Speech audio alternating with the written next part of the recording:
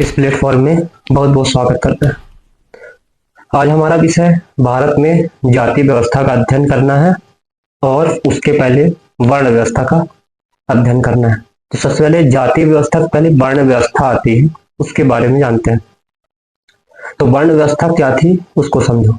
वर्ण मतलब क्या होता है? वर्ण जो था वृद्ध धातु से निकला था, जिसका अर्थ होता है वर्ण या चुनना। वर्ण का मतलब क्या था? रंग था। मनुस्मृति में वर्ण और जाति को एक अर्थ बताया गया है, जैसा कि वर्तमान में देखने को मिलता है। क्या इतिहास में वर्ण व्यवस्था ऐसी थी? जी नहीं, ये ऐसी नहीं थी। इतिहास में वर्ण व्यवस्था जन्म के आधार पर नहीं थी, कर्म के आधार पर थी।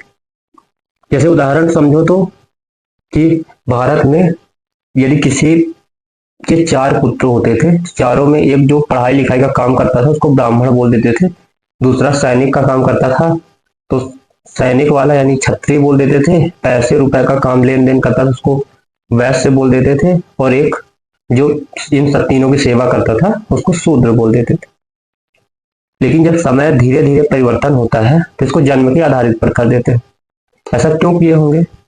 जो समाज के ऊंचे वर्ग वाले थे यानी विद्वान वर्ग था, उन्होंने सोचा कि हमने तो मौज कर लिया है, आगे आने वाली पीढ़ियों को भी मौज दिलाना है, तो इसको जन्म के आधार पर कर दो और जन्म के आधार पर रहने दो, कायम रहेगा, बढ़िया व्यवस्था रहेगी।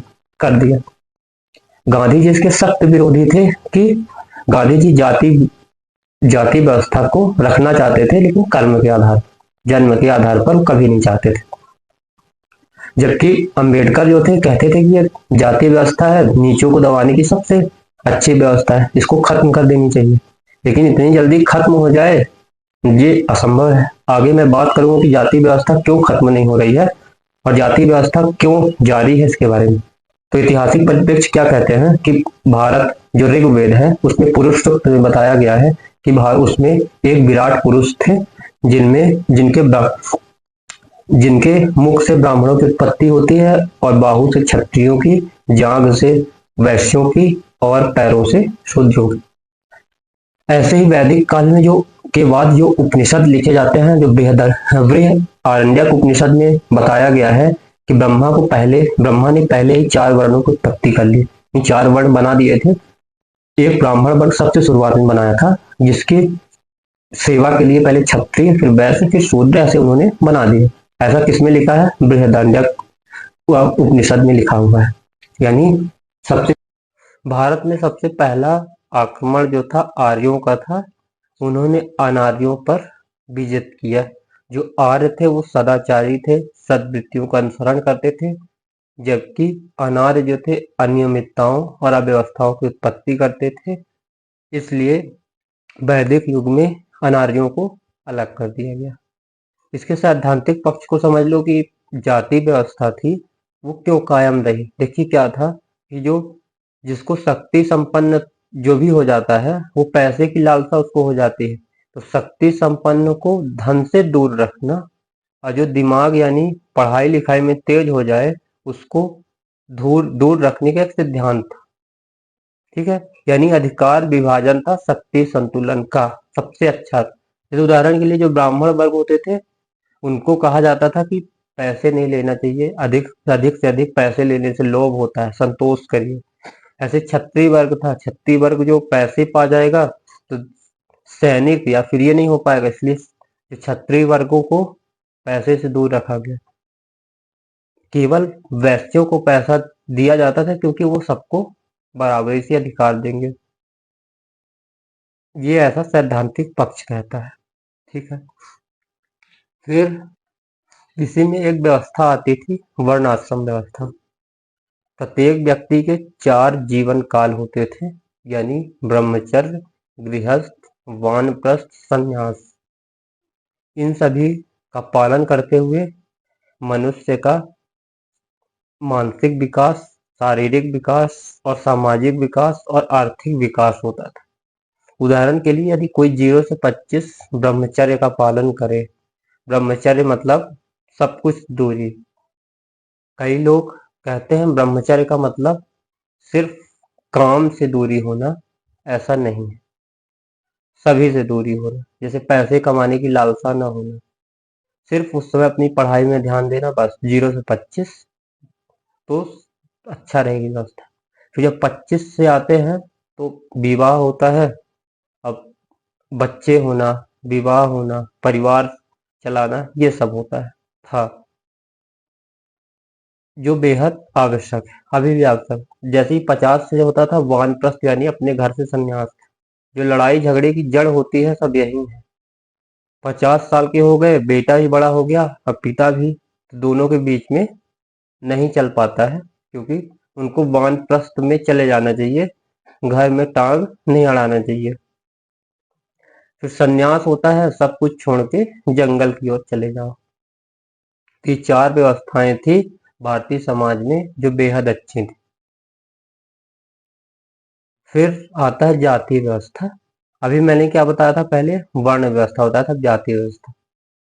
जाति वर्ण व्यवस्था जो थी, जो जन्म पे आधारित नहीं थी, कर्म पे आधारित थी। अब है गया जाति व्यवस्था जो जन्म से आधारित होगी, यानी कोई भी ब्राह्मण का बेटा ब्राह्मण होगा, क्षत्रिय का बेटा क्षत्रिय होगा, वैश्य का बेटा वैश्य होगा, शूद्र का बेटा शूद्र। सबसे ज्यादा अत्याचार कहाँ पे हुए हैं? यहीं पे हुए हैं भाई। पता था कि कोई भी ब्राह्मण हूं मैं यदि मेरा बेटा वो भी ब्राह्मण होगा, शूद्र है शूद्र का बेटा, तो जो उच्च वर्ग थे नीचे वर्ग के प्रति अत्याचार करना, ये बहुत सामान्य बात थी। उनके छुआ नहीं खाना खाना, पानी नहीं पीना, ये सब था। तो जाति व्यवस्था क्या थी उसके बारे में समझ लीजिए। तो जो जाति व्यवस्था थी वो जन धातु से निकली है। इसका मतलब प्रजाति या भेद होता है। पुर्तगाली शब्द कास्टा, उसका उत्पत्ति, या इंग्लिश में कास्ट कहते हैं, इसकी उत्पत्ति मानी जाती है। कहते हैं कि इसका अर्थ होता है नस्ल, जाति या प्रजाति या जन्म।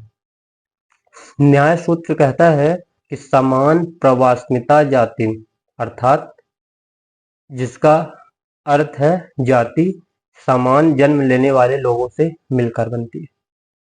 फिर न्याय सिद्धांत का मुक्तावली में जाति की परिभाषा क्या दी है? नित्यत्वो सति अनेक समवेत्यम जातिवत्यम, अर्थात जाति वह है नित्य और अपनी तरह से समतल वस्तुओं को समायाब करती है। भारत में जाति व्यवस्था का मुख्य कारण आर्यों एवं दास, दो जातियों के जन्म के कारण हुआ है। इसका सबसे प्रमुख कारण भौगोलिक प्रवास था। जो आर्य थे वो अपने आप में ऊंचे थे, जो अनार्य थे नीचे थे। अब जो अत्याचार आर्य अनार्य के ऊपर करते थे। क्या भारत में जाति व्यवस्था है? विश्व में और कहीं नहीं है, लेकिन नाम बदल दिया गया है। जैसे अमेरिका में है, अमेरिका में क्या है? गोरे यानी श्वेत अश्वेत के प्रति अत्याचार करते हैं, जो भी काम करवाना होता है करवा लेते हैं, उनको कुछ भी कर लेना मामूली सी बात है। तो जाति व्यवस्था के क्या लक्षण है उसको समझ लीजिए। जाति व्यवस्था के 3 लक्षण है। पहला है पैतृक विशिष्टता, पदसोपान, तिरस्कार। पैतृक विशिष्टता का मतलब क्या होता है कि एक पिता का संतान जो भी होगा, जिस वर्ग जिस जाति का होगा उसी जाति का होगा। पदसोपान का अर्थ क्या होता है कि जो जाति होंगी, ऊंची जातियां होंगी, नीचे जाति, ऐसे क्रम होंगे जो छुआछूत का क्रम होगा। तिरस्कार, सबसे पहले ब्राह्मण, फिर क्षत्रिय, फिर वैश्य, फिर शूद्र। तो ऐसे जो सबसे पवित्र कौन होगा? ब्राह्मण होगा, फिर उसके बाद क्षत्रिय होंगे, फिर वैश्य होंगे, फिर शूद्र होंगे, जो अपनी पवित्रता का उपागम रखेंगे। ऐसे ही इनके कुछ लक्षणात्मक उपागम है जिनको समझ लेते हैं।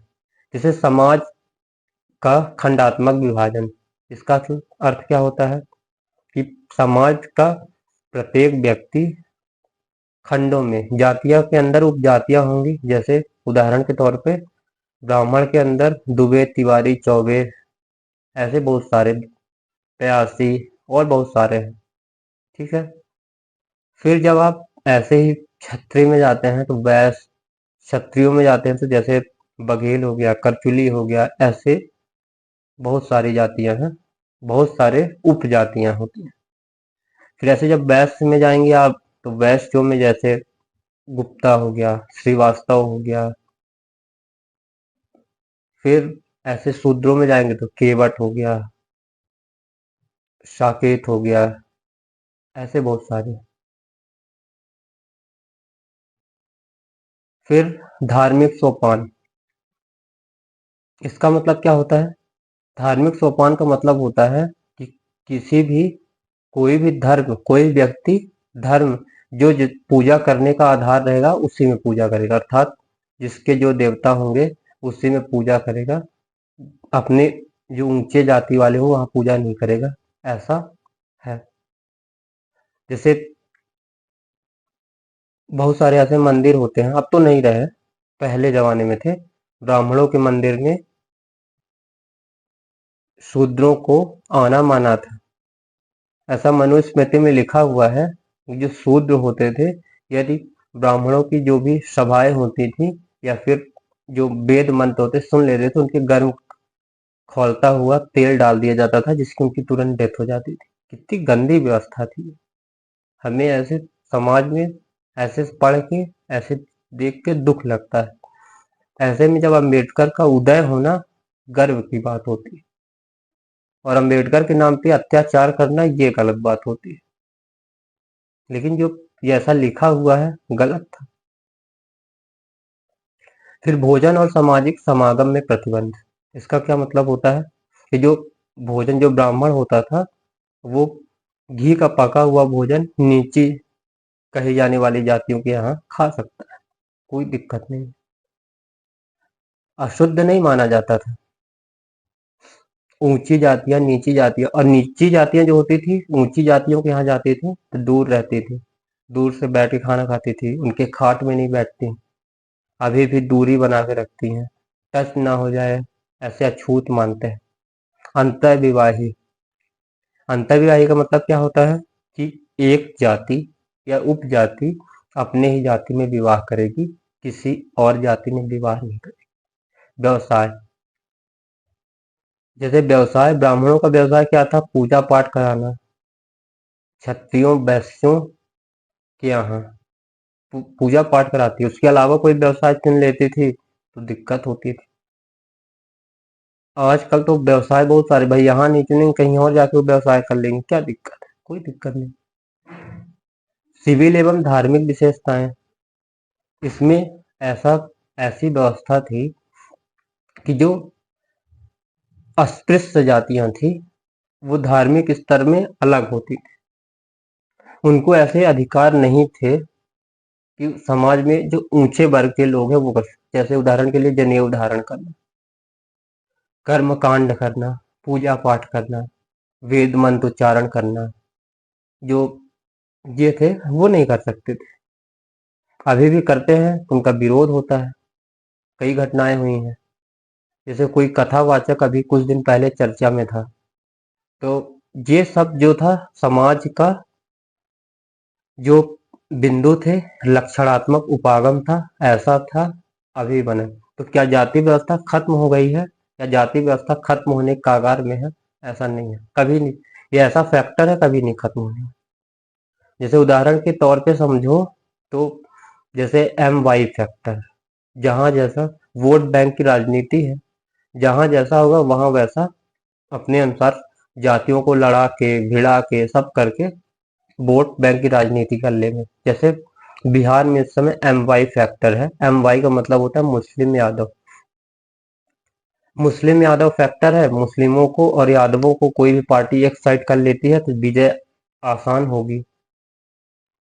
कहीं जिस क्षेत्र से मैं हूँ वहां पे ओबीसी वर्सेस ब्राह्मणवाद चलता है, तो फिर ऐसा हर जगह है, कहीं पटेल वर्सेस अदर कास्ट, कहीं एससी एसटी वर्सेस ओबीसी, जहां जैसा होगा नेता अपने हिसाब से बना लेंगे बात और वोट खींच लेंगे, बाद में बात खत्म।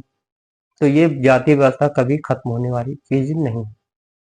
दूसरी बात क्या है कि जाति व्यवस्था में क्या आरक्षण जैसा मुद्दा है, तो उससे जाति व्यवस्था खत्म होगी? उससे आरक्षण एक ऐसा मुद्दा है जो जाति व्यवस्था को आगे ले जाने का काम करे। देखिए, जात आरक्षण जो है, आरक्षण ओबीसी, एसटी, जनरल सबको मिलने लगा है। कोई भी जाति अपनी जाति छोड़ के ऊंची जाति में क्यों जाने की कोशिश करेगी? क्या फायदा उसका होगा? नहीं होगा। इस वजह से आरक्षण आ गया, आरक्षण में फायदा मिलेगा, इस वजह से नहीं हो रहा है। फिर और भी बहुत सारे फैक्टर हैं, जैसे काम, कोई ऐसा काम है जो उस जाति विशेष को मिल रहा है। जैसे उदाहरण के तौर पे चौरसिया जो होते हैं, उनको पान लगाने वाली जाति के रूप में जानते हैं हम लोग। तो वो अपना काम छोड़ दें, जैसे पंडिताई करना शुरू कर दें, तो कौन सुनेगा? तो ये है। तो इसी वोट बैंक की राजनीति में एक वर्ड आता है जातिवाद। जब ये जातिवाद क्या है?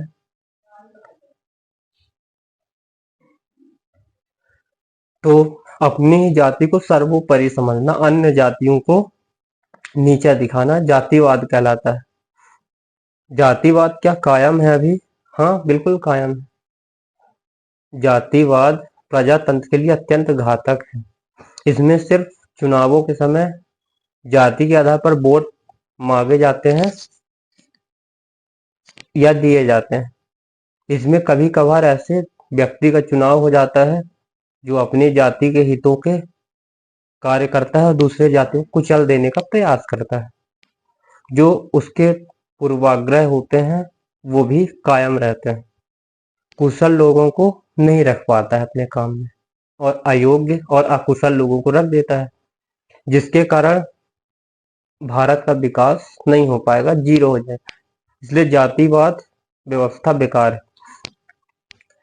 अब हम ऐसे देश में निवास करते हैं जहाँ पे अनेक जातियां, जो भी यहाँ आया अपना हो गया। जैसे ईसाई आए, मुस्लिम आए, ये अपने हो गए। उसके पहले देखे तो कुषाण आए, शक आए, सब अपने हो गए। इन्हीं जातियों में आके मिल गए। अब ये नहीं समझ में आ रहा कि शक कौन है, कुषाण कौन है। सब इन्हीं वर्णों में खप। तो हमारी जाति व्यवस्था अच्छी है, क्योंकि जैसे ही ईसाई आते थे, ईसाइयों ने हमारी जाति व्यवस्था को गाली दी। तुम्हारी जाति व्यवस्था के अंदर ये कमी है, ये कमी है, ये कमी है। लेकिन ये नहीं पता कि जब वो जाति व्यवस्था में आए तो उनकी भी अपनी 5 जातियों में विभाजित कर लिए। यानी जो भी नए नए लोगों को स्थान देते तो वो भी जाति व्यवस्था में ला देते, यानी उनके भी जाति व्यवस्था हो गई। फिर दूसरी बात क्या है, मुस्लिमों ने भी इस जाति व्यवस्था को बखूबी अपना लिया, यानी जाति व्यवस्था उनके भी अंदर हो गई। वो भी हमारे जाति व्यवस्था को कह दे कि तुम्हारे जाति व्यवस्था में ये कमी। लेकिन तुम क्यों अपनाए, ये तो बता दो कारण। ये कोई नहीं बताता। यानी जाति व्यवस्था सबसे ज्यादा अंग्रेजों के काल में जो लड़ाई झगड़े और ये सब व्यवस्थाएं अव्यवस्था उत्पन्न हुई, सबसे ज्यादा इसका कारण अंग्रेजों ने क्या किया, अपने फायदे के लिए जातियों को आपस में लड़ाते थे। वही काम आज राजनेता कर रहे हैं।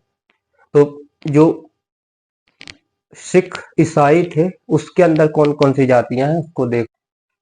जैसे है Chaldean Syrian, Jacobite Syrian, Latin Catholic, Marthomite Syrian, Syrian Catholics और प्रोस्टेटर्स। ये क्या थी? ये सब अंग्रेजों की जाति व्यवस्था थी। अंग्रेजों ने भी अपने भारत आने वाले भारत आते ही अपने जातियों में विभाजित कर लिया, यानी जाति व्यवस्था को ग्रहण कर लिया। ऐसे ही मुस्लिम थे, जैसे अशरफ हो गया, अजलब हो गया, अरजल हो गया, ये सब वहां भी जाति व्यवस्था कायम थी। तो इसके लिए क्या सुधारवादी उपकरण भी अपनाए गए हैं, इसको समझिए। इसके लिए सबसे पहले होता है बौद्ध और जैन की उत्पत्ति। बौद्ध जैन की उत्पत्ति के कारण क्या थे कि भारत में जाति व्यवस्था कायम थी। उच्च जातियां नीची जातियों को बहुत ज्यादा परेशान करती थी या बहुत ज्यादा अस्पृश्य मानती थी, उनको समाज में नीचा। तो बौद्ध जैन धर्मों की उत्पत्ति होती है, वो बराबरी का अधिकार देते हैं और कहते हैं न भारत में कोई जाति है न धर्म है। फिर आता है भक्ति आंदोलन।